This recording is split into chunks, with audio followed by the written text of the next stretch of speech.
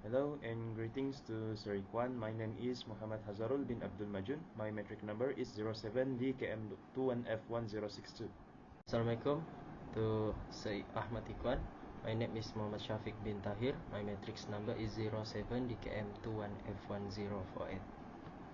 Assalamualaikum and good morning. My name is Muhammad HAFIZ EZAM bin CITRA and my metric number is 07DKM21F1028.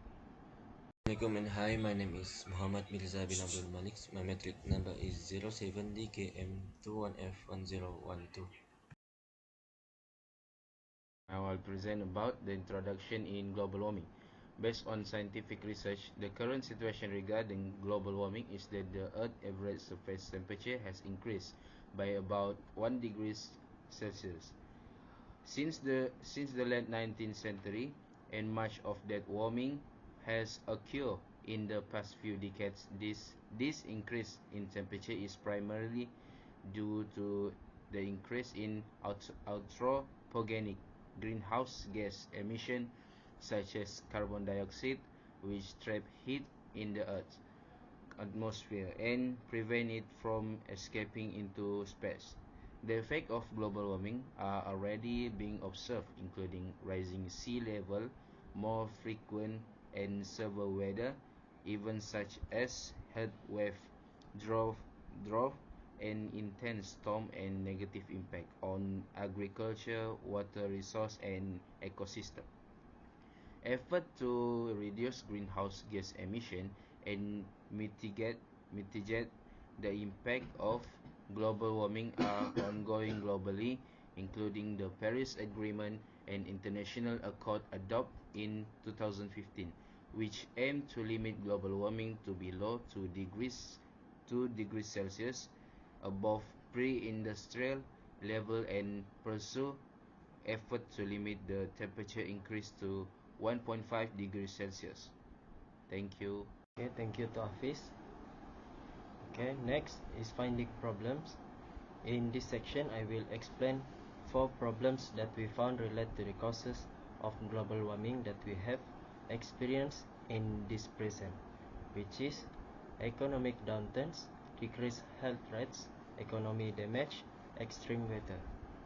Okay, first, economic downturns. Economic downturns are also the effect of global warming that can cause significant economic losses such as crop loss, decreased production, and tourism industry losses. Next, decreased health rates.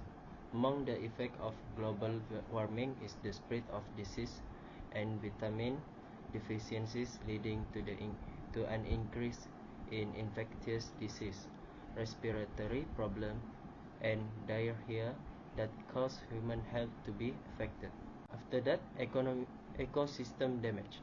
Ecosystem damage is also one of the effects of global warming that cause change in natural habitats, which have an impact on ecosystem sustainability, biodiversity, and overall natural balance.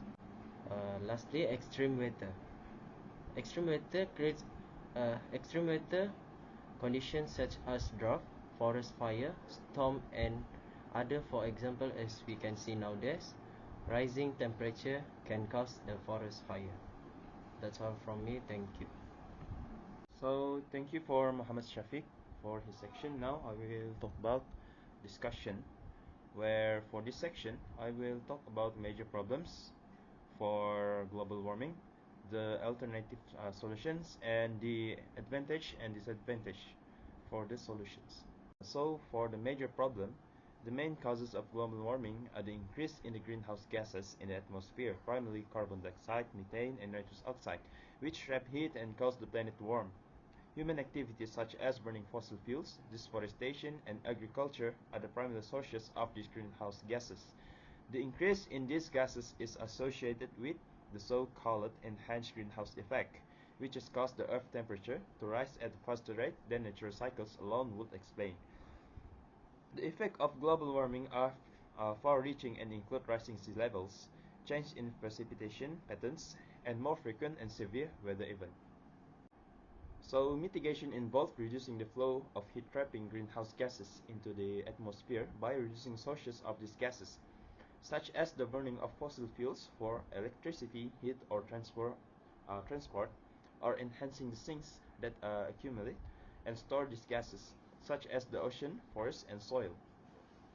So what we get through this mitigation is the transition to renewable energy sources, which is the transition from fossil fuels to renewable energy, such as solar, wind, hydro, and geothermal energy, reducing greenhouse gas emissions associated with power generation and transportation significantly. Next is the conservation and reforestation of the forest by protecting existing forests and forestinal areas can increase carbon absorption, as the tree absorb the carbon dioxide during photosynthesis, thus helping to reduce climate change. In addition, enhance waste management by implementing waste reduce programs. Recycling and composting programs can reduce methane emission from garbage landfill.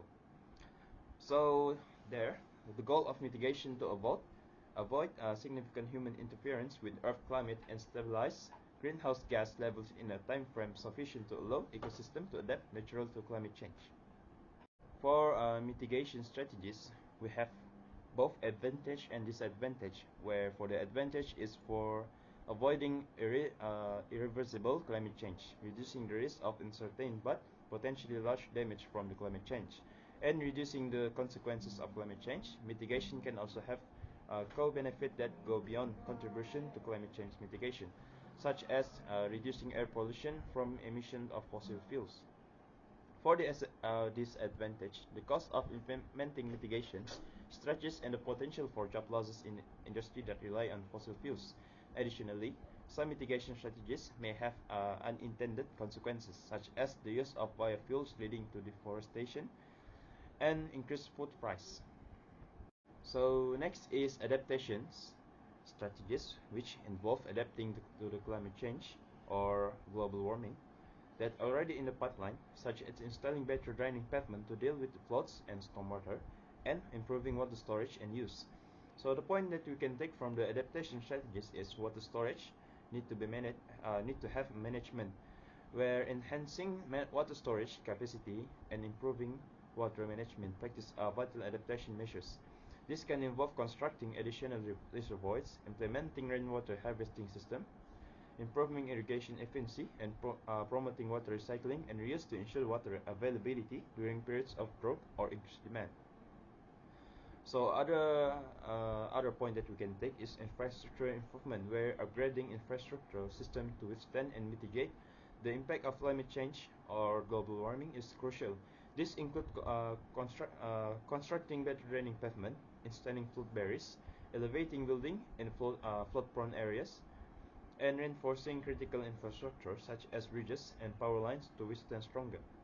So there we have the main goal of adaptation strategies is to prepare for and cope with the impact of the global warming or the climate change. This involves taking steps to protect communities, ecosystem, and infrastructure from climate-related risk and builds resilience. By understanding the risk, raising awareness and implementing practical measures, we can ensure that we are better equipped to face the challenge posed by a changing climate or weather. So finally, for adaptation strategies also have advantage and disadvantage, where for the advantage, it's reducing the risk of climate change impact and taking advantage of opportunities caused by climate change. Adaptation can also have co-benefits such as improving public health and reducing poverty.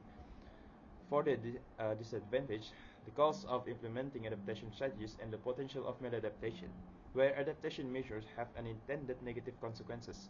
Additionally, adaptation may not be sufficient to address the full range of climate change impact, and it may be necessary to also implement mitigation strategies to reduce greenhouse gas emissions.